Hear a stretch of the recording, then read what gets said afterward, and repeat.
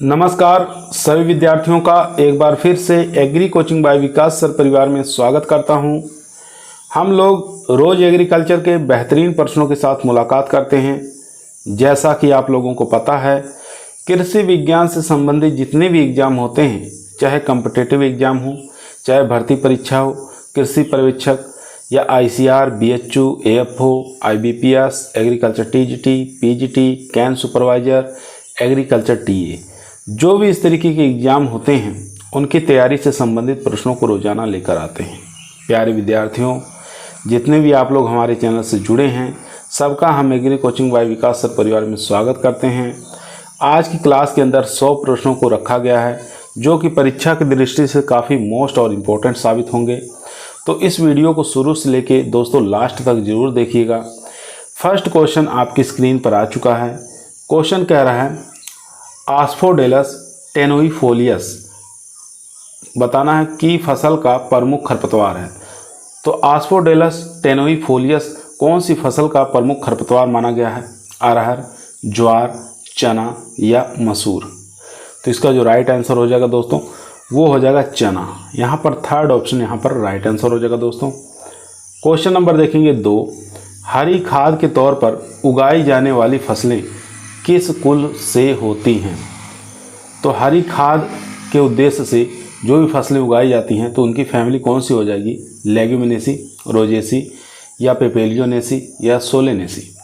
तो right answer हो जाएगा दोस्तों लेग्यूम वाली क्रॉप्स होती हैं, लेग्यूमिनेसी के अंतर्गत आएंगी। ए ऑप्शन यहाँ पर राइट आंसर हो जाएगा। क्वेश्चन नंबर 3 देखेंगे, बाग में पौधे लगाने की किस विधि से किसान अमरूद के अधिक से अधिक पौध लगा सकता है? तो काफ़ी अच्छा क्वेश्चन है। बाग में पौध लगाने की किस विधि से किसान अमरूद के अधिक से अधिक पौधे लगा सकता है? तो बताना कौन सी ऐसी विधि है बाग लगाने की जिसमें पौधों की संख्या काफ़ी अधिक मात्रा में लगाई जा सकती हो? षष्ठभुजाकार, आयताकार, कंटूर या वर्गाकार? तो यहाँ पर जो राइट आंसर हो जाएगा दोस्तों वो हो जाएगा ए ऑप्शन षष्ठभुजाकार। ठीक है। अगर यहाँ पे पूछता बाग लगाने की सबसे अच्छी विधि कौन सी है तो यहाँ पर हो जाता वर्गाकार। ठीक है। पहाड़ी क्षेत्रों में कौन सी विधि अपनाई जाती? कंटूर। क्वेश्चन नंबर देखेंगे 4। वायुमंडल में नाइट्रोजन, ऑक्सीजन, कार्बन डाइऑक्साइड के साथ एक और मुख्य गैस पाई जाती है। कौन सी पाई जाती है ये आपको बताना है। नियोन, ओजोन, जियोन या आर्गन? तो काफ़ी अच्छा क्वेश्चन ये भी है। तो इसका राइट आंसर हो जाएगा आर्गन। यहाँ पे फोर्थ ऑप्शन यहाँ पर राइट आंसर हो जाएगा दोस्तों। क्वेश्चन नंबर चलते हैं 5 पर। 5 नंबर क्वेश्चन आपकी स्क्रीन पर आ चुका है। क्वेश्चन कह रहा है फाइलोडी और सफ़ेद गेरोई बताना है कौन सी फसल की प्रमुख बीमारियां हैं। ठीक है। एक तो फाइलोडी है, दूसरा यहाँ पर सफ़ेद गेरोई। तिल और सरसों, मूंग और उड़द, मूंगफली और सूरजमुखी और मसूर और अरहर? तो इसका राइट आंसर हो जाएगा फाइलोडी का जो संबंध है ये हो जाएगा तिल से, और यहाँ सफ़ेद गेरोई जो रोग है ये हो जाएगा सरसों से। ए ऑप्शन यहाँ पर राइट आंसर हो जाएगा दोस्तों। क्वेश्चन नंबर देखेंगे 6। निम्न में से कौन सा तत्व आवश्यक तो नहीं परंतु कुछ पौधों के लिए उपयोगी है?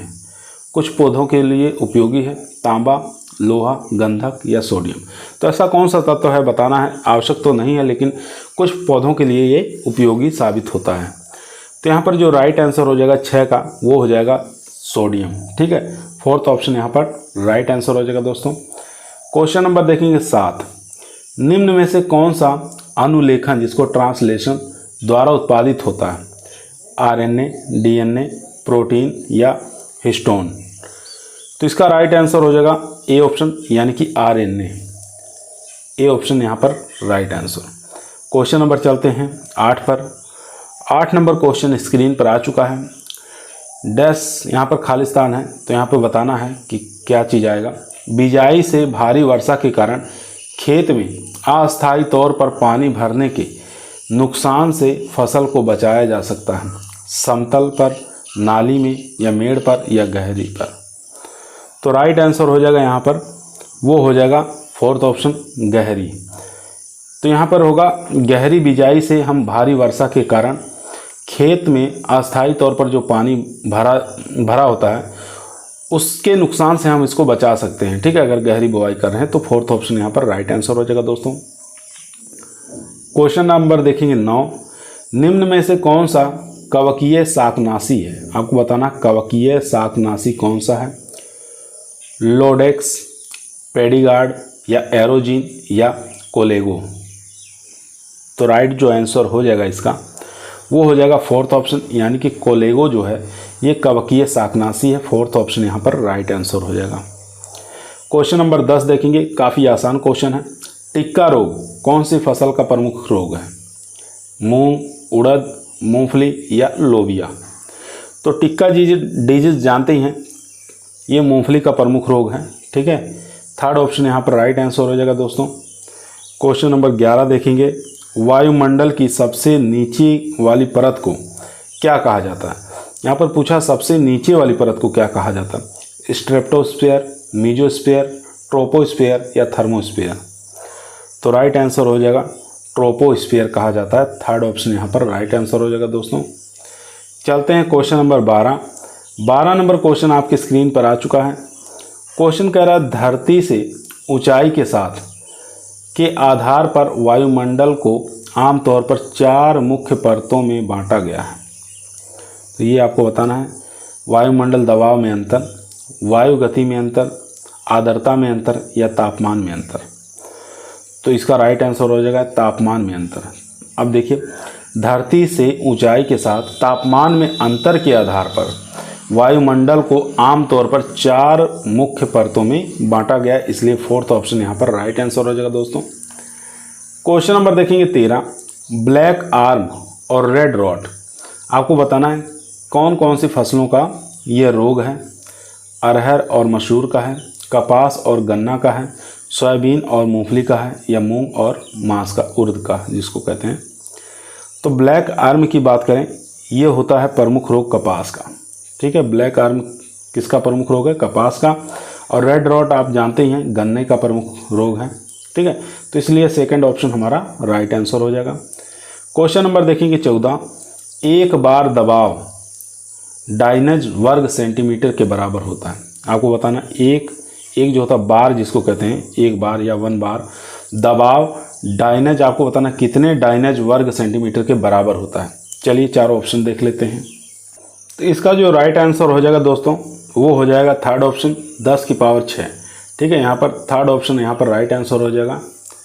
क्वेश्चन नंबर 15 देखेंगे, किस शाकनाशी के छिड़काव के कारण कपास के पत्ते मनुष्य के हाथ के पंजे की तरह हो जाते हैं? ठीक है, तो यहाँ पर मनुष्य के हाथ के पंजे की तरह कपास के पत्ते हो जाते हैं, तो बताना है किसके छिड़काव से ऐसा हो जाता है। 2,4-D, आइसोप्रोटोरॉन, पेंडिमेथालिन या पैराक्वाट। तो इसका जो राइट आंसर हो जाएगा दोस्तों 2,4-D हो जाएगा। फर्स्ट ऑप्शन यहाँ पर राइट आंसर हो जाएगा दोस्तों। क्वेश्चन नंबर 16 देखेंगे, अधिकतर पौधे मिट्टी से नाइट्रोजन को किस रूप में लेते हैं? नाइट्राइट, अमोनिया, नाइट्रेट या नाइट्रिक एसिड। तो इसका जो राइट आंसर हो जाएगा दोस्तों वो हो जाएगा थर्ड ऑप्शन, यानी कि नाइट्रेट के रूप में लेते हैं। यहाँ पर थर्ड ऑप्शन राइट आंसर हो जाएगा। क्वेश्चन नंबर 17 देखेंगे, हरी खाद के लिए आमतौर पर उगाए जाने वाला पौधा कौन सा है? किसके लिए? हरी खाद के लिए। ढैंचा, ग्वार, अरहर, मूंग। काफ़ी आसान क्वेश्चन है, आसानी से इसको कर ले जाएंगे आप लोग। तो इसका जो राइट आंसर हो जाएगा दोस्तों वो हो जाएगा ढैंचा। ए ऑप्शन यहाँ पर राइट आंसर हो जाएगा। क्वेश्चन नंबर 18 देखेंगे, एग्रोनॉमी शब्द जिस भाषा शब्दों से लिया गया है वह कौन सी भाषा है? अंग्रेजी, रूसी, ग्रीक, लैटिन। तो इसका जो राइट आंसर हो जाएगा दोस्तों वो हो जाएगा यहाँ पर थर्ड ऑप्शन ग्रीक, क्योंकि नॉमी शब्द आया है, नॉमी, लोजी, लोगस, ये सब ग्रीक भाषा के वर्ड हैं। कल्चर जितने भी शब्द पीछे कल्चर लगे होते हैं जैसे एग्रीकल्चर, ये सब लैटिन भाषा होते हैं, याद रखेंगे। क्वेश्चन नंबर चलते हैं 19 नंबर क्वेश्चन आपकी स्क्रीन पर आ चुका है। क्वेश्चन कर रहा है, मृदा कले कणों का व्यास कितना होता है? 0.25 से लेकर 0.50 mm। दूसरा है 0.2 से लेकर 0.05 mm या 0.02 mm से अधिक या 0.05 से लेकर 0.1 mm। तो इसका करेक्ट आंसर हो जाएगा थर्ड ऑप्शन, यहाँ पर 3 नंबर ऑप्शन यहाँ पर राइट आंसर हो जाएगा। क्वेश्चन नंबर देखेंगे 20, फार्म का प्रबंधन जब सरकारी अफसरों द्वारा किया जाता है तो वह क्या कहलाता है। ठीक है, काफ़ी अच्छा क्वेश्चन है। फार्म का प्रबंध जब सरकारी अफसरों द्वारा किया जाता है तो वह क्या कहलाता है। काश्तकार खेती फार्म, पूंजीगत फार्म, सामूहिक खेती फार्म या राजकीय खेती फार्म। तो राइट आंसर हो जाएगा दोस्तों राजकीय खेती फार्म। फोर्थ ऑप्शन यहाँ पर राइट आंसर हो जाएगा दोस्तों। क्वेश्चन नंबर देखेंगे 21, किसी भी जगह के अल्टीट्यूड का अर्थ है उस जगह की औसत है। तो यहाँ पर देखेंगे अंतर राज्य बस अड्डे से ऊंचाई, नदी के तल से ऊंचाई, नहर के तल से ऊंचाई या समुद्र तल की ऊंचाई। तो राइट आंसर हो जाएगा फोर्थ ऑप्शन। देखेंगे आप लोग रेलवे स्टेशन वगैरह हर जगह लिखा रहता है समुद्र तल से इतनी ऊंचाई। ठीक है, तो यहाँ पर फोर्थ ऑप्शन राइट आंसर हो जाएगा दोस्तों। किसी भी जगह के अल्टीट्यूड का अर्थ होता है उस जगह की औसत समुद्र तल से ऊंचाई है। तो फोर्थ ऑप्शन यहाँ पर राइट आंसर हो जाएगा। क्वेश्चन नंबर देखेंगे 22 नंबर क्वेश्चन आपकी स्क्रीन पर आ चुका है दोस्तों यदि आप लोगों को एग्रीकल्चर के किसी भी एग्जाम में सिलेक्शन लेना है तो ईमानदारी के साथ चैनल को जरूर सब्सक्राइब करें। यह आपका परिवार है जो सरकारी नौकरी की तरफ ले जाएगा। तो क्वेश्चन नंबर 22 को ध्यानपूर्वक पढ़िए और इसका आंसर दीजिए। क्वेश्चन कह रहा है ऊंची लवण सहनशीलता किस फसल की है। ऊंची यानी कि सबसे अधिक सहनशीलता किस फसल की है। मूंग, चुकंदर, मटर या खरबूजा। तो इसका जो राइट आंसर हो जाएगा दोस्तों 22 का वो हो जाएगा सेकंड यानी कि चुकंदर।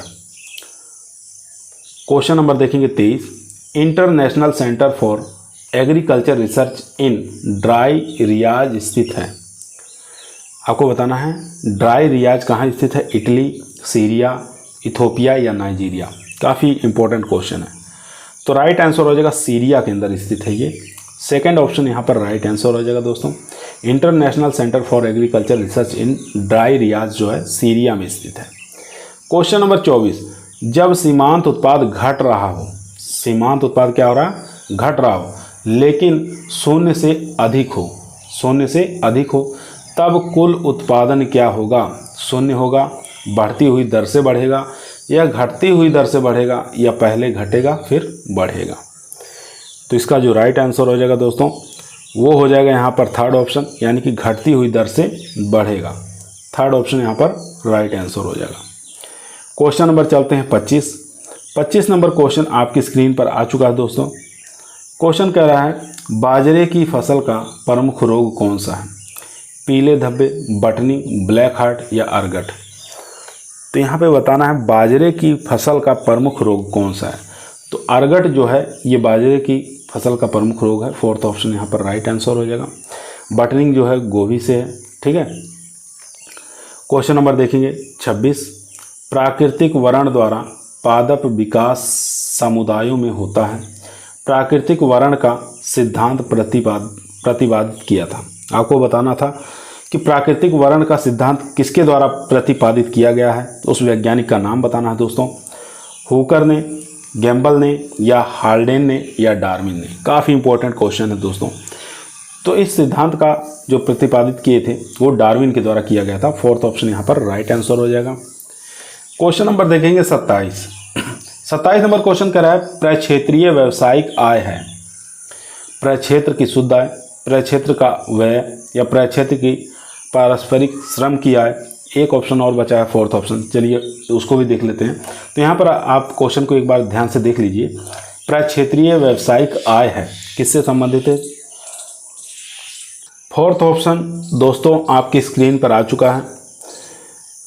प्रक्षेत्र की शुद्ध आय प्लस पारिवारिक श्रम की न दी गई मजदूरी प्लस 100 पूंजी की ब्याज। तो यहाँ पर राइट आंसर हो जाएगा फोर्थ ऑप्शन, यही हमारा राइट आंसर हो जाएगा। क्वेश्चन पूछा था प्रक्षेत्रीय व्यावसायिक आय है, तो प्रक्षेत्रीय व्यावसायिक आय है प्रक्षेत्र की शुद्ध आय प्लस पारिवारिक श्रम की न दी गई मजदूरी प्लस 100 पूंजी की ब्याज। तो यही हमारा राइट आंसर हो जाएगा। काफ़ी इंपॉर्टेंट क्वेश्चन है। क्वेश्चन नंबर 28 देखेंगे। फास्फोरस को P2O5 में बदलने के लिए परिवर्तन गुणांक बताना है आपको। किससे गुणा करेंगे इसको। 1.25 2.20 से या 2.29 से या 1.40 से या 1.63 से। तो इसका जो राइट आंसर हो जाएगा दोस्तों वो हो जाएगा 2.29 से। सेकंड ऑप्शन यहाँ पर राइट आंसर हो जाएगा। क्वेश्चन नंबर देखेंगे 29। मृदा विज्ञान की उस शाखा को जिसका संबंध मृदा की उत्पत्ति, वर्गीकरण तथा वर्णन से उसे क्या कहते हैं। तो आपको तो बताना है मृदा विज्ञान की वह शाखा जिसके अंदर मृदा की हम उत्पत्ति का अध्ययन करेंगे, उसके वर्गीकरण का अध्ययन करेंगे। तो उस शाखा को हम किस नाम से जानते हैं? एडोफोलॉजी, पेडोलॉजी, इकोलॉजी या जियोलॉजी। तो इसका जो राइट आंसर हो जाएगा दोस्तों उसको हम पेडोलॉजी के नाम से जानेंगे। सेकंड ऑप्शन यहाँ पर राइट आंसर हो जाएगा। क्वेश्चन नंबर देखेंगे 30। आधार बीज पैदा किया जाता है मूल केंद्रक बीज से, प्रजनक बीज से या टरूथफुल बीज से या प्रमाणित बीज से। तो इसका जो राइट आंसर हो जाएगा दोस्तों वो हो जाएगा 30 का सेकंड ऑप्शन यानी कि प्रजनक बीज से। यहाँ पर सेकंड ऑप्शन राइट आंसर हो जाएगा। चलते हैं क्वेश्चन नंबर 31। 31 नंबर क्वेश्चन आपकी स्क्रीन पर आ चुका है दोस्तों। क्वेश्चन कह रहा है फास्फोरस का सबसे प्रभावी प्रयोग किया जा सकता है बुआई के समय भुरकाव द्वारा, बुआई के बाद टॉप ड्रेसिंग के द्वारा, बुआई के समय कोड़ द्वारा या पत्तों पर छिड़काव द्वारा। तो आपको बताना था यहाँ पर फास्फोरस के सबसे प्रभावी प्रयोग कब किया जाना चाहिए। तो इसका प्रयोग किया जाना बुआई के समय कोड़ में देकर। ठीक है, थर्ड ऑप्शन यहाँ पर राइट आंसर हो जाएगा दोस्तों। काफ़ी इंपॉर्टेंट क्वेश्चन था, बहुत बार एग्जामों में आ चुका है ये। क्वेश्चन नंबर देखेंगे 32। 32 नंबर क्वेश्चन आपकी स्क्रीन पर है। क्वेश्चन कह रहा है मेंडल ने अपने अनुसंधान कार्य के लिए किस पौधे का इस्तेमाल किया। काफ़ी सरल क्वेश्चन है, सब लोग जानते होंगे। इन्होंने मटर के पौधे का ही प्रयोग किया था। ठीक है, तो यहाँ पर सेकंड ऑप्शन राइट आंसर हो जाएगा। क्वेश्चन नंबर देखेंगे 33। निम्न में से कौन सा शाकनाशी सभी हरे पौधे यानी कि फसल प्लस खरपतवार जो संपर्क में आते हैं उन्हें मार देता है। चाहे फसल हो चाहे खरपतवार है, ऐसा कौन सा शाकनाशी है जो सबको नष्ट कर देता हो? आइसोप्रोटोरॉन, पैराक्वाट, 2,4-D या ब्यूटाक्लोर। तो इसका जो राइट आंसर हो जाएगा दोस्तों वो हो जाएगा पैराक्वाट। सेकंड ऑप्शन यहाँ पर राइट आंसर हो जाएगा। क्वेश्चन नंबर देखेंगे 34। 34 नंबर क्वेश्चन आपकी स्क्रीन पर आ चुका है। क्वेश्चन कह रहा है मृदा शब्द की उत्पत्ति किस भाषा के शब्द से हुई है? अरबी, ग्रीक, लैटिन या फारसी। तो राइट आंसर हो जाएगा दोस्तों इसका थर्ड ऑप्शन यानी कि लैटिन। थर्ड ऑप्शन यहाँ पर राइट आंसर हो जाएगा दोस्तों। क्वेश्चन नंबर देखेंगे 35। खड़ी फसल के कटने के पूर्व ही उसी खेत में दूसरी फसल के बोने को क्या कहते हैं? खड़ी फसल के कटने के पूर्व उसी खेत में दूसरी फसल का बोना क्या कहलाता है? मिश्रित cropping, inter cropping, relay cropping या बहुफसली क्रॉपिंग। क्या इंपॉर्टेंट क्वेश्चन है दोस्तों। क्वेश्चन का राइट आंसर हो जाएगा रिले क्रॉपिंग कहते हैं। ठीक है, थर्ड ऑप्शन यहाँ पर राइट आंसर हो जाएगा दोस्तों। क्वेश्चन नंबर देखेंगे 36।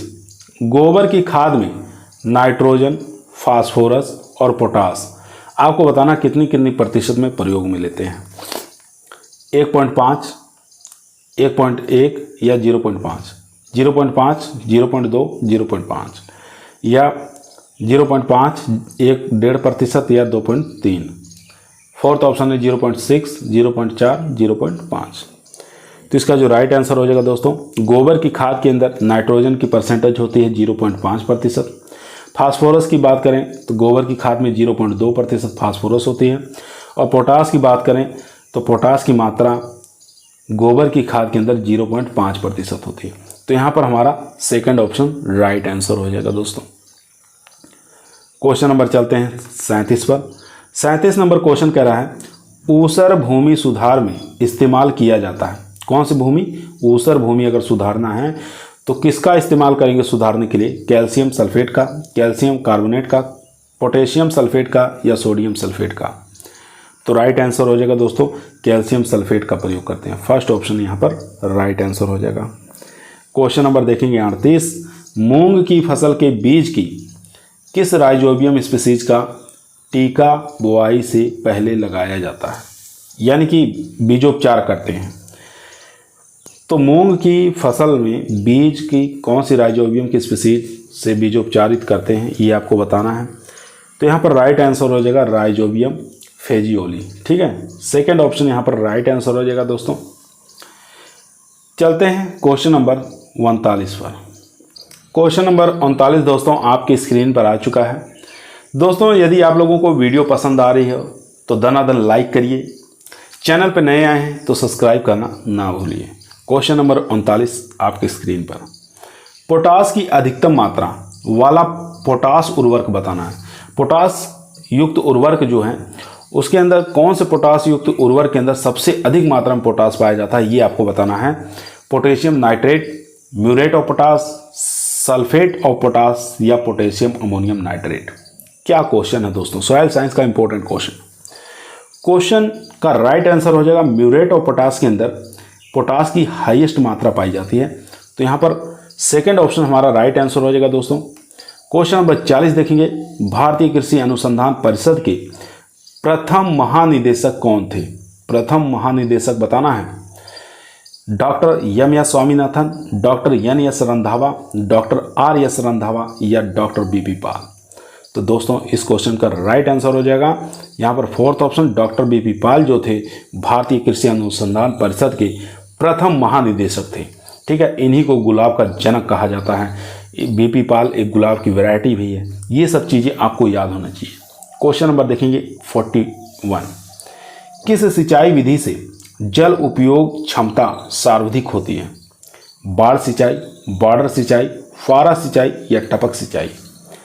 तो इसका जो राइट आंसर हो जाएगा दोस्तों वो हो जाएगा फोर्थ ऑप्शन, टपक सिंचाई। फोर्थ ऑप्शन यहाँ पर राइट आंसर। क्वेश्चन नंबर देखेंगे 42 नंबर क्वेश्चन आपकी स्क्रीन पर आ चुका है दोस्तों।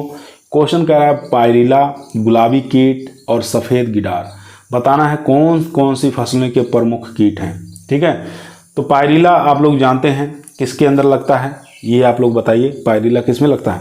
पायरिला गन्ने का प्रमुख कीट है। गुलाबी सूढ़ी तो ये है कपास से संबंधित, इसके लिए बीटी कॉटन का प्रयोग किया जाता है ताकि गुलाबी कीट इसमें ना लगे। सफ़ेद गिडार ये मूंगफली से संबंधित है, मूंगफली का प्रमुख कीट है सफ़ेद गिडार। तो यहाँ पर सेकंड ऑप्शन हमारा राइट आंसर हो जाएगा दोस्तों। क्वेश्चन नंबर देखेंगे 43, चिनोपोडियम एल्बम, एविना फटुआ और फ्लेरिस माइनर फसल की मुख्य खरपतवार है। तो किसका ये प्रमुख खरपतवार है? चिनोपोडियम एल्बम बथुआ हो गया, फतुआ, एविना फटुआ, फ्लेरिस माइनर गुल्ली डंडा जिसको कहा जाता है या गेहूँसा कहा जाता है। तो आप लोग जानते हैं ये धान का तो होगा नहीं, मक्का नहीं है, इसमें बाजरा भी नहीं है, तो गेहूँ इसमें राइट आंसर हो जाएगा दोस्तों। ठीक है, क्वेश्चन नंबर देखेंगे 44, अमोनिया को नाइट्राइट और नाइट्राइट को नाइट्रेट में बदलने वाला जीव समूह कौन सा है।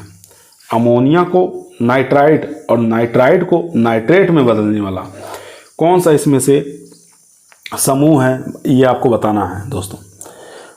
तो फर्स्ट ऑप्शन देखते हैं, नाइट्रोसोमोनास ये बदलता है और नाइट्रोबैक्टर, ये दोनों। यहाँ पर फर्स्ट ये ऑप्शन हमारा राइट आंसर हो जाएगा दोस्तों। अमोनिया को नाइट्रेट में, ठीक है, नाइट्रोसोमोनास, नाइट्रस को नाइट्रेट में, नाइट्रोबैक्टर। ठीक है, फर्स्ट ऑप्शन यहाँ पर हमारा राइट आंसर हो जाएगा। क्वेश्चन नंबर चलते हैं 45 नंबर क्वेश्चन स्क्रीन पर है दोस्तों।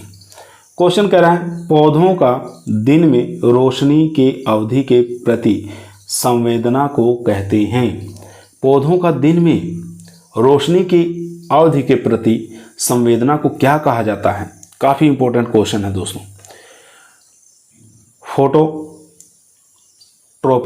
या थर्मोपीरियोडिज्म या जियोट्रोफिज्म या फोटोपीरियोडिज्म।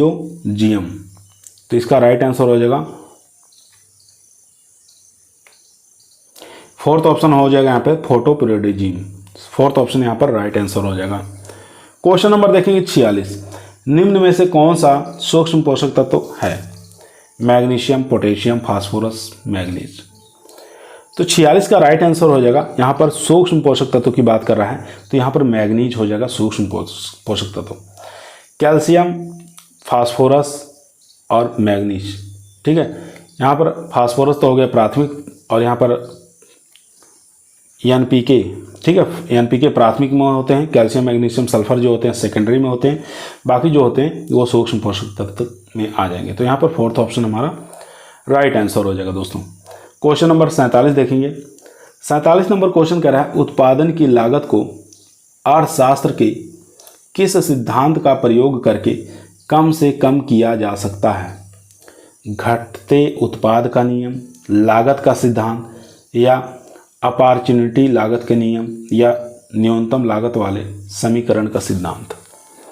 तो इसका जो राइट आंसर हो जाएगा दोस्तों वो हो जाएगा फोर्थ ऑप्शन, न्यूनतम लागत वाले समीकरण का सिद्धांत।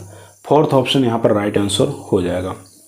क्वेश्चन नंबर 48 देखेंगे, गेहूं की फसल में सेहू रोग किसके कौन से पोषक तत्व की कमी के कारण होता है ये आपको बताना है, या किसके द्वारा होता है।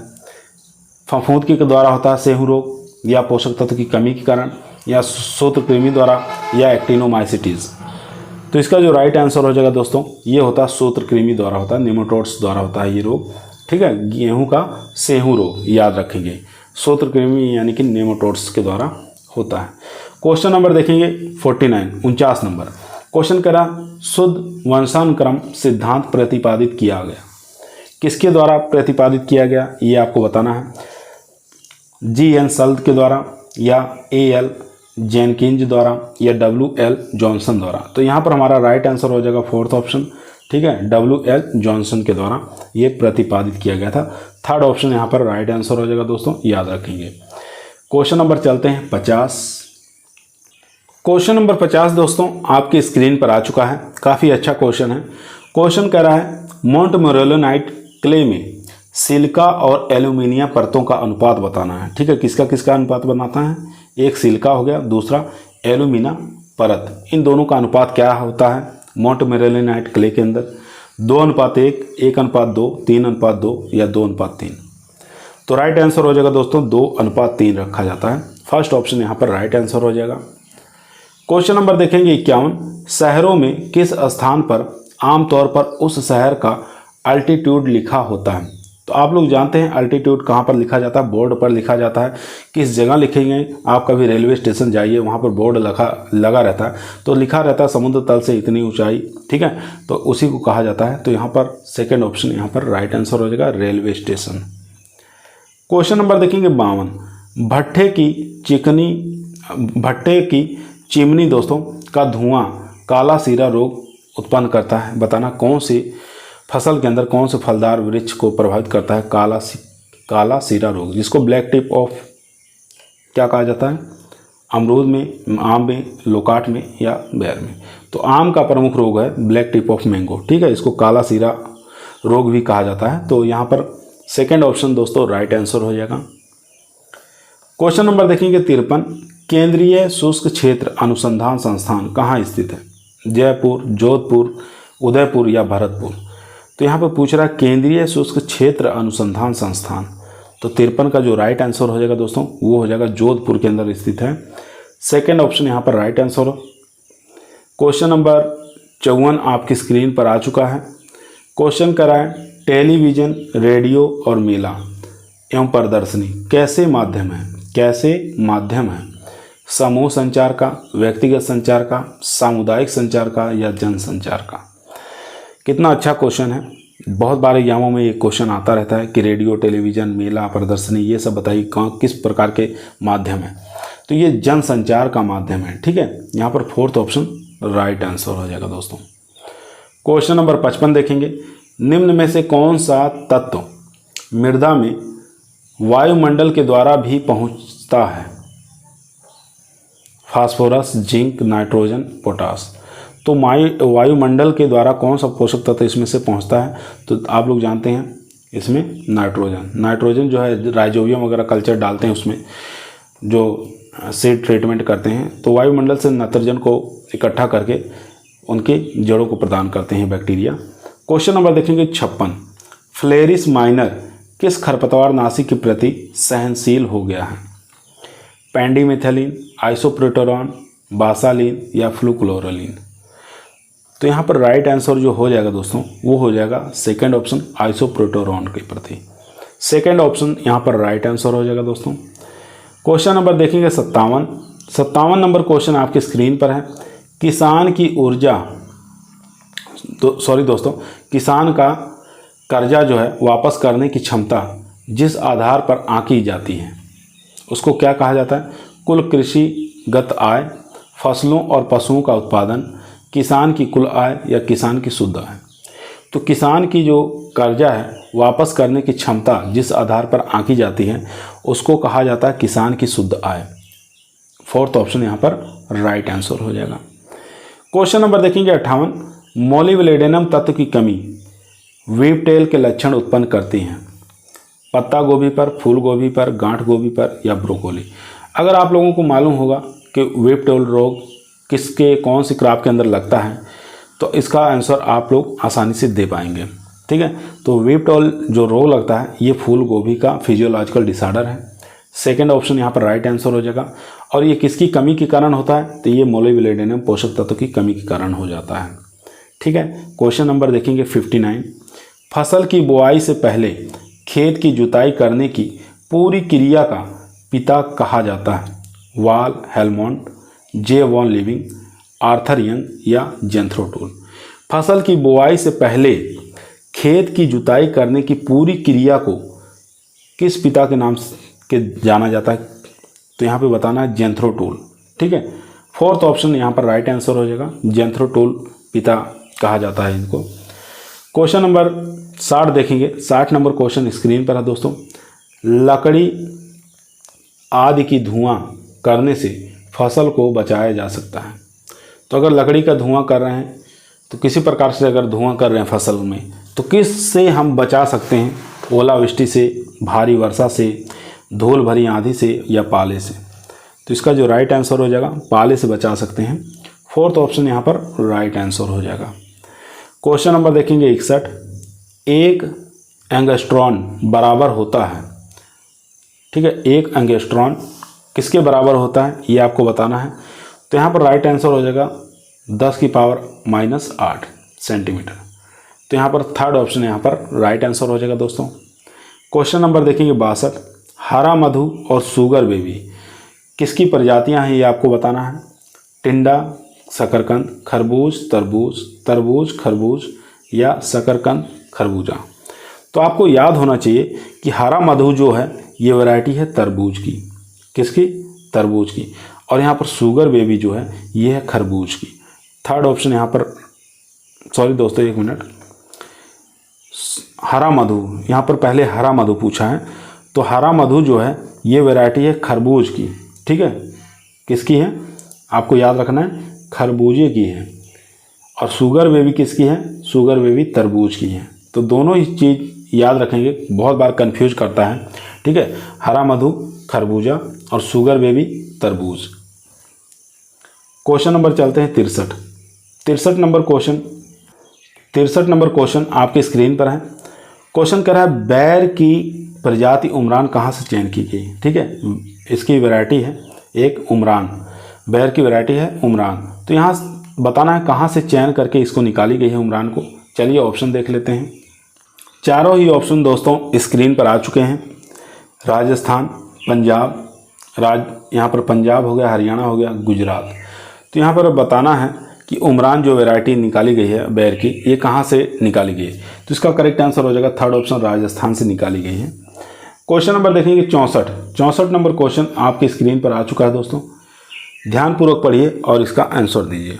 क्वेश्चन कह रहा है आयतन के आधार पर शुद्ध वायु के नमूने में औसतन कार्बन डाइऑक्साइड होती है। तो आयतन के आधार पर आपको बताना है शुद्ध वायु के नमूने में कार्बन डाइऑक्साइड की मात्रा कितनी होती है। 0.003%, 0.03% या 3.030% या 0.003%। तो इसका जो राइट आंसर हो जाएगा दोस्तों वो हो जाएगा सेकेंड ऑप्शन, यानी कि 0.03%। सेकेंड ऑप्शन यहाँ पर राइट आंसर हो जाएगा। क्वेश्चन नंबर देखेंगे 65।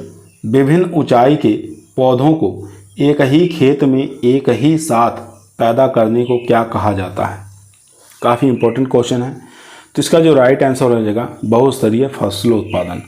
यहाँ पर सेकेंड ऑप्शन राइट आंसर हो जाएगा।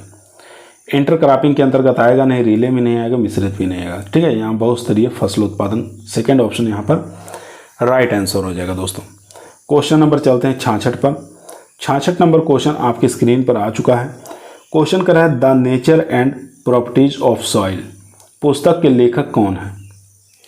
DS Kaler, M Reddy, DY Reddy और GHS रेड्डी या NC ब्रेडी। तो इसका जो राइट आंसर हो जाएगा दोस्तों ENC ब्रेडी। फोर्थ ऑप्शन यहाँ पर राइट आंसर हो जाएगा। क्वेश्चन नंबर देखेंगे 67। धुंध और ओस पढ़ने के लिए कम से कम कितने प्रतिशत तुलनात्मक आर्द्रता होनी चाहिए? धुंध और ओस दोनों के लिए यहाँ पूछ रहा है कितने प्रतिशत तुलनात्मक आर्द्रता होनी चाहिए, 45, 35, 75 या 55। तो राइट आंसर हो जाएगा दोस्तों 75%। यहाँ पर थर्ड ऑप्शन यहाँ पर राइट आंसर हो जाएगा। क्वेश्चन नंबर देखेंगे 68। क्षय रोग के लिए प्रतिरोधक रखने वाला पशु कौन सा है? भैंस, गौ पशु, बकरी या अश्व, घोड़ा यानी कि। तो यहाँ पर बकरी जो है ये हमारा राइट आंसर हो जाएगा। यानी कि टीबी के जो रोग हैं उसके प्रतिरोधक क्षमता बढ़ाने के लिए इसका दूध काफ़ी इम्पोर्टेंट होता है, ठीक है, इसलिए थर्ड ऑप्शन यहाँ पर राइट आंसर हो जाएगा। क्वेश्चन नंबर देखेंगे 69। 69 नंबर क्वेश्चन आपकी स्क्रीन पर है दोस्तों। भारतीय भैंस के उत्थान हेतु प्रजनन की नीति है संकर प्रजनन, अंतर प्रजनन, चयनित प्रजनन या वाह प्रजनन।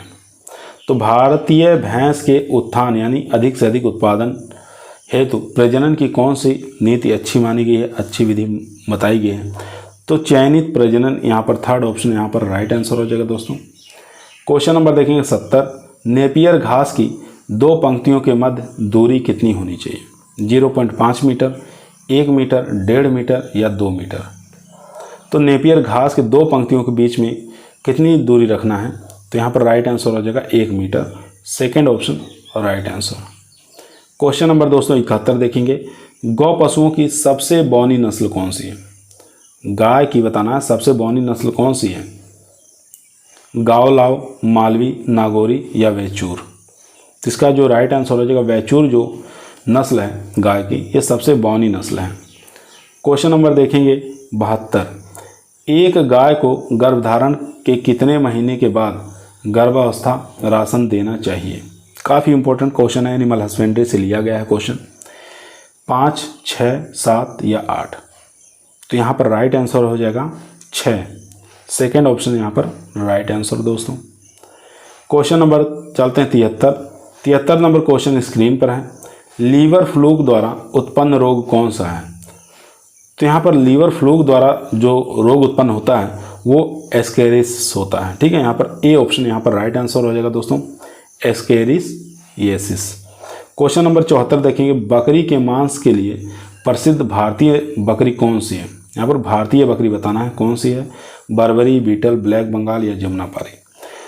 तो मांस उत्पादन के लिए जो सबसे अच्छी नस्ल जो मानी गई है वो ब्लैक बंगाल बकरी की सबसे अच्छी नस्ल मानी गई। थर्ड ऑप्शन यहाँ पर राइट आंसर है दोस्तों।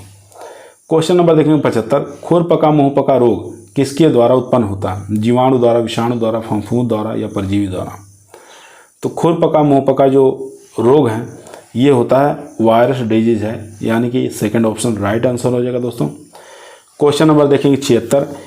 एक गाय के गर्भाधान के लिए मध्यकाल का उपयुक्त समय है। एक गाय के गर्भधारण के लिए मध्यकाल का उपयुक्त समय यहाँ पे पूछ रहा है, कौन सा समय होगा? प्रारंभिक मध्यकाल, मध्य मध्यकाल और दो ऑप्शन और हैं जिसका नाम है मध्यकाल का अंत है और मध्यकाल के किस समय। तो चलिए दोनों ऑप्शन और देख लेते हैं। क्वेश्चन यहाँ पर आप लोग पढ़ ही चुके हैं। दोनों ही ऑप्शन दोस्तों आपके स्क्रीन पर हैं, मध्यकाल का अंत और मध्यकाल के किसी भी समय। तो राइट आंसर हो जाएगा यहाँ पर थर्ड ऑप्शन मध्यकाल के अंत, ठीक है। एक गाय को गर्भधारण के लिए मध्यकाल का अंत जो है सबसे उपयुक्त समय माना जाता है। थर्ड ऑप्शन यहाँ पर राइट आंसर हो जाएगा। क्वेश्चन नंबर 77 देखेंगे। दलहनी हरे चारे की रानी किसे कहा जाता है? रिजका को, मक्का को, जई को, ज्वार को।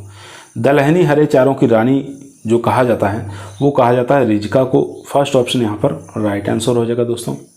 क्वेश्चन नंबर देखेंगे 78। रामपुर बुशायर किसकी नस्ल है? काफ़ी फेमस नस्ल है ये रामपुर बुशायर। गौ पशु की, बकरी की, कुक्कुट की या भेड़ की। तो राइट आंसर हो जाएगा भेड़ की नस्ल है ये, याद रखेंगे। फोर्थ ऑप्शन यहाँ पर राइट आंसर। क्वेश्चन नंबर देखेंगे 79। गाय में कृत्रिम गर्भधारण के समय वीर्य जमाव हेतु सर्वश्रेष्ठ स्थान कौन सा है? मध्य गर्भाशय ग्रीवा या गर्भाशय ग्रीवा छिद्र या गर्भाशय श्रृंग या योनि। तो तो राइट आंसर हो जाएगा दोस्तों यहाँ पर ए ऑप्शन, यानी कि मध्य गर्भाशय ग्रीवा।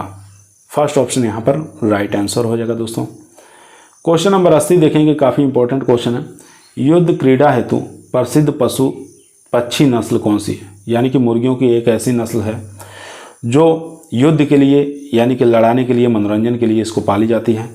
तो ऐसी कौन सी नस्ल है उसका नाम बताना। असील, कड़कनाथ या वाइट लेगहॉर्न या वाइट रॉक।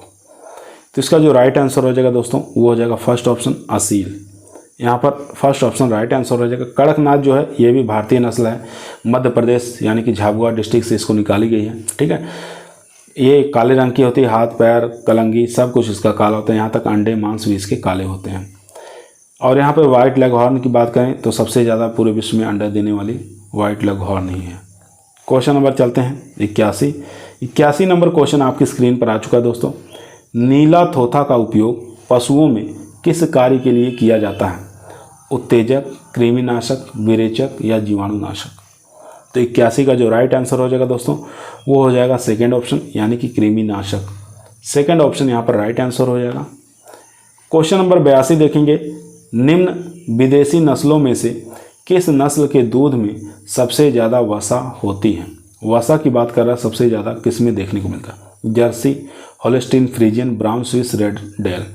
तो चारों जो नस्लें हैं ये गाय की विदेशी नस्लें हैं। तो इसमें से बताना है फैट की मात्रा सबसे ज़्यादा किसके अंदर पाई जाती है? तो जर्सी के अंदर फैट इन चारों नस्लों में से सबसे अधिक देखने को मिलता है। क्वेश्चन नंबर देखेंगे 83, आविकालीन भेड़ की नस्ल तैयार की गई है। आविकालीन एक प्रकार की संकर भेड़ की नस्ल है। तो किसके बीच में क्रॉस करके इसको निकाली गई है ये आपको बताना है दोस्तों। Chokla cross merino, Marwari cross rambouillet, Malwa cross rambouillet या मालपुरा क्रॉस काराकुल। तो इन चारों में से बताइए कौन सा राइट आंसर हो जाएगा। तो इसका जो राइट आंसर हो जाएगा दोस्तों मालपुरा और रेम्बुलेट, इन दोनों के बीच में क्रॉस करके आविकालीन भेड़ की नस्ल विकसित की गई है। थर्ड ऑप्शन यहाँ पर राइट आंसर हो जाएगा दोस्तों। चलते हैं क्वेश्चन नंबर 84 नंबर क्वेश्चन आपकी स्क्रीन पर आ चुका है दोस्तों। ध्यानपूर्वक पढ़िए और इसका आंसर दीजिए। दोस्तों यदि आप लोगों को वीडियो पसंद आ रही है तो लाइक करिए, दोस्तों में शेयर करिए, चैनल पर नए आए हैं सब्सक्राइब करना ना भूलिए। 84 नंबर क्वेश्चन कह रहा है, दराती नुमा सींग किस नस्ल की पहचान है? मुर्रा, सूरती, महसाना या जाफराबादी। तो इसका राइट आंसर हो जाएगा यहाँ पर 84 का ये हो जाएगा सेकंड ऑप्शन, यानी कि सूरती जो नस्ल है भैंस की, इसके जो सींग पाए जाते हैं हंसियाकार दराती नुमा पाए जाते हैं। सेकंड ऑप्शन यहाँ पर राइट आंसर हो जाएगा। क्वेश्चन नंबर 85 देखेंगे, पशुओं में आयु का अनुमान लगाया जाता है दांत से, चमड़ी से, खुर से या पूंछ से। 85 का जो राइट आंसर हो जाएगा दोस्तों वो हो जाएगा दांत, यानी कि ए ऑप्शन यहाँ पर राइट आंसर हो जाएगा। पशुओं की अगर उम्र ज्ञात करना है तो अनुमान एक है, उसका दांत देखकर हम अनुमान लगा सकते हैं कि कितने साल की उम्र है उसकी। क्वेश्चन नंबर 86 देखेंगे, किस नस्ल की भैंस के सिर पर टीका होता है? ठीक है, भैंस की जो माथा होता है, माथा के ऊपर, सिर के ऊपर एक टीका सफ़ेद रंग का निशान होता है। तो ये बताना किसकी पहचान है ये? मुर्रा, महसाना, जाफराबादी, नीली रावी। तो इसका जो राइट आंसर हो जाएगा दोस्तों नीली रावी की पहचान है ये। फोर्थ ऑप्शन यहाँ पर राइट आंसर हो जाएगा। क्वेश्चन नंबर 87 देखेंगे, 1 हेक्टेयर में धान की बुआई के लिए डेपोग नर्सरी में कितने क्षेत्र की आवश्यकता होती है? अगर 1 हेक्टेयर धान की बुआई करना है, डेपोग विधि से लगाना है, नर्सरी डालना है डेपोग विधि से, तो कितने क्षेत्र की आवश्यकता पड़ेगी? 10 मीटर, 30 मीटर स्क्वायर या 50 मीटर स्क्वायर या 100 मीटर स्क्वायर। तो इसका जो राइट आंसर हो जाएगा 25 से 30 मीटर स्क्वायर आवश्यकता पड़ता है। तो यहाँ पर सेकंड ऑप्शन यहाँ पर राइट आंसर हो जाएगा दोस्तों 30 मीटर स्क्वायर। क्वेश्चन नंबर चलते हैं 88 नंबर क्वेश्चन आपकी स्क्रीन पर है। संकर चावल की बीज दर किलोग्राम पर हेक्टेयर कितनी रखते हैं? संकर चावल की यहाँ पर बात कर रहा है। 5 kilogram per hectare, 10 kilogram per hectare, 15 kilogram per hectare या 20 किलोग्राम पर हेक्टेयर। तो संकर चावल की अगर बीज दर की बात करें तो 15 किलोग्राम पर हेक्टेयर लगता है। यहाँ पर थर्ड ऑप्शन राइट आंसर हो जाएगा दोस्तों। क्वेश्चन नंबर देखेंगे 89, गन्ने की बुआई की सामान्यता सरल विधि कौन सी है? खाई विधि, मेड़ व कूण विधि, समतल क्यारी विधि या रेंगसन विधि। तो इसका जो राइट आंसर हो जाएगा समतल क्यारी विधि। ये सबसे सरल विधि मानी गई है, ठीक है। सामान्य रूप से इसी की बुआई की जाती है गन्ने की। तो थर्ड ऑप्शन यहाँ पर राइट आंसर हो जाएगा दोस्तों। क्वेश्चन नंबर 90 देखेंगे, मूंगफली की खेती के लिए सबसे उपयुक्त मृदा कौन सी है। तो आप लोग जानते हैं मूंगफली की खेती के लिए सबसे अच्छी मृदा कौन सी, किस प्रकार की मृदा अच्छी मानी जाती है। तो यहाँ पर बलुई दोमट जो मृदा रहेगी सबसे अच्छी मृदा यही मानी जाएगी, ठीक है, क्योंकि नरम भूमि की आवश्यकता होती है, फलफुली भूमि की आवश्यकता पड़ती है मूंगफली उत्पादन के लिए, ताकि मूंगफली की ग्रोथ हो सके। यहाँ पर क्वेश्चन नंबर देखेंगे 91 नंबर क्वेश्चन आपकी स्क्रीन पर है। क्वेश्चन कह रहा है भारत में उत्पादन के हिसाब से मुख्य तिलहन फसल आपको बताना है, ठीक है। उत्पादन के हिसाब से मुख्य तिलहनी फसल बताना है, कौन सी हो जाएगी। चलिए चारों ऑप्शन देख लेते हैं। चारों ही ऑप्शन दोस्तों आपके स्क्रीन पर आ चुका है। मूंगफली है, तिल है, सोयाबीन है या सोया और सरसों है, राया सरसों। तो यहाँ पर जो राइट आंसर हो जाएगा दोस्तों वो हो जाएगा थर्ड ऑप्शन, यानी कि सोयाबीन। सोयाबीन यहाँ पर राइट आंसर हो जाएगा। क्वेश्चन पूछा था भारत में उत्पादन के हिसाब से मुख्य तिलहन फसल पूछा था, तो सोयाबीन हो जाएगा यहाँ पर राइट आंसर। क्वेश्चन नंबर देखेंगे 92, चौड़ी पत्ती वाले खरपतवारों को नष्ट करने के लिए सबसे उपयुक्त शाकनाशी कौन सा है। एलाक्लोर, एल्ट्राजीन, 2,4-D या आइसोप्रोटोरॉन। 92 का जो राइट आंसर हो जाएगा दोस्तों वो हो जाएगा 2,4-D, यहाँ पर थर्ड ऑप्शन राइट आंसर हो जाएगा। क्वेश्चन नंबर देखेंगे 93 नंबर क्वेश्चन कह रहा है मूंगफली की बेहतर फली विकसित करने के लिए सबसे उपयुक्त जिप्सम की मात्रा कितनी डालेंगे। तो 1 हेक्टेयर में कितनी डाली जाती है अगर अच्छी फली लेना है, क्योंकि मूंगफली की जो फसल है उसको कैल्शियम की मात्रा काफ़ी ज़्यादा आवश्यकता पड़ती है, जिप्सम से ही हमको कैल्शियम इसमें मिलेगा। तो यहाँ पर राइट आंसर हो जाएगा। चलिए ऑप्शन देखते हैं, 250 किलोग्राम, 800 किलोग्राम, 500 किलोग्राम या 1000 किलोग्राम पर हेक्टेयर। तो राइट आंसर हो जाएगा यहाँ पर 250 किलोग्राम पर हेक्टेयर के हिसाब से अगर जिप्सम डालेंगे तो मूंगफली की जो फली है उसमें अच्छा विकास होगा, वृद्धि होगा, विकास होगा, ठीक है। तो ए ऑप्शन यहाँ पर राइट आंसर हो जाएगा दोस्तों। क्वेश्चन नंबर देखेंगे 94, मूंगफली में बीज रहित फली किसकी अल्पता के कारण होता है। तो कभी कभी आप लोग मूंगफली खाते हैं तो उसके अंदर मूंगफली को जैसे फोड़ते हैं तो उसके अंदर सीड नहीं मिलता है, यानी कि बीज जो होते हैं जिसको हम खाते हैं वो नहीं निकलता है, या बहुत छोटे आकृति का होता है, या क्या नाम है सिकुड़ जाता है। तो ऐसे ही कौन से पोषक तत्वों की कमी के कारण ऐसा होता है, कैल्शियम, नाइट्रोजन, फास्फोरस, पोटास। तो यहाँ पर राइट आंसर हो जाएगा दोस्तों वो हो जाएगा कैल्शियम, ठीक है। तो इसीलिए हम यहाँ पे पीछे इस ऑप्शन में हम बताए हैं कि जिप्सम का प्रयोग करेंगे उसमें 250 किलोग्राम पर हेक्टेयर, ताकि उसमें कैल्शियम आसानी से प्राप्त हो सके फसल को। तो ए ऑप्शन यहाँ पर राइट आंसर हो जाएगा। क्वेश्चन नंबर 95 देखेंगे, भारत में सर्वाधिक उगाई जाने वाली दलहनी फसल कौन सी है। अरहर, सोयाबीन, मसूर या चना। तो भारत में सर्वाधिक उगाई जाने वाली जो दलहनी फसल है वो हो जाएगी यहाँ पर चना, ठीक है। फोर्थ ऑप्शन यहाँ पर राइट आंसर हो जाएगा दोस्तों।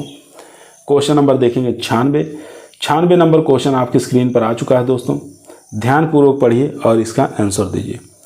काबुली चना में कतार से कतार की दूरी रखते हैं। काबुली चना जो वाइट वाला चना होता है, बड़े चने होते हैं जिसका छोला वाला आप लोग खाते हैं, उसको काबुली चना कहा जाता है। तो उसकी कतार से कतार की दूरी बताना कितना रखते हैं। 30 सेंटीमीटर, 75 सेंटीमीटर, 45 सेंटीमीटर या 100 सेंटीमीटर। तो राइट आंसर हो जाएगा इसमें 45 सेंटीमीटर रखा जाता है। थर्ड ऑप्शन यहाँ पर राइट आंसर हो जाएगा दोस्तों। क्वेश्चन नंबर देखेंगे 97, चने की फसल का मुख्य कीट बताना है, कौन सी कीट सबसे ज़्यादा हानि पहुँचाता है चने की फसल को। फली छेदक, सफ़ेद लट, कटुआ लट, तना छेदक। तो राइट आंसर हो जाएगा फली छेदक, यहाँ पर first option right answer. Question number 98, सरसों का सर्वाधिक उत्पादन करने वाला राज्य बताना है। तो सरसों का सर्वाधिक उत्पादन करने वाला एकमात्र राज्य है राजस्थान, ठीक है। राजस्थान के अंदर ही सरसों अनुसंधान केंद्र भी है, भरतपुर सेवर के अंदर स्थित है। तो सबसे ज़्यादा उत्पादन की बात करें तो राजस्थान में ही सरसों उत्पादन होता है। क्वेश्चन नंबर चलते हैं 99 नंबर क्वेश्चन आपकी स्क्रीन पर आ चुका है दोस्तों। क्वेश्चन कह रहा है फुहारा सिंचाई पद्धति में सबसे उपयुक्त कौन सी, ऊबड़ खाबड़ भूमि के लिए। तो फुहारा सिंचाई कौन से क्षेत्रों के लिए सबसे अच्छी मानी जाती है ये आपको बताना है। ऊबड़ खाबड़ भूमि में या लवणीय भूमि में, चिकनी भूमि में या अम्लीय भूमि में। तो यहाँ पर राइट आंसर हो जाएगा फर्स्ट ऑप्शन, यानी कि जहाँ पर ऊबड़ खाबड़ भूमि हो या समतल भूमि ना हो ऊंची नीची भूमि है वहाँ पर हम फुहारा से सिंचाई करेंगे। ठीक है, ये ऑप्शन यहाँ पर राइट आंसर हो जाएगा। अधिकतर इसका पंजाब गुजरात वाला जो क्षेत्र है वहाँ पर उबड़ खाबड़ भूमि होती है, तो वहाँ पर फुहारा विधि द्वारा ही सिंचाई की जाती है। क्वेश्चन नंबर देखेंगे 100। राजस्थान में खरीफ मौसम में सर्वाधिक क्षेत्र पर उगाई जाने वाली फसल कौन सी? खरीफ सीजन की बात कर रहा है, तो सर्वाधिक क्षेत्र पर कौन सी फसल उगाई जाती है राजस्थान के अंदर? कपास, मक्का, बाजरा, ग्वार। तो इसका जो राइट आंसर हो जाएगा यहाँ पर थर्ड ऑप्शन बाजरा। थर्ड ऑप्शन यहाँ पर राइट आंसर हो जाएगा। दोस्तों आज की वीडियो हमारी समाप्त हुई। 100 क्वेश्चनों को लेके आए थे। आप लोगों को कैसा लगा कमेंट के अंदर बताइएगा। पसंद आए लाइक करिए, शेयर करिए। चैनल पे नए आए हैं सब्सक्राइब करना ना भूलिए। कल फिर मुलाकात करते हैं एक नई वीडियो के साथ। 100 प्रश्नों को लेके आएंगे।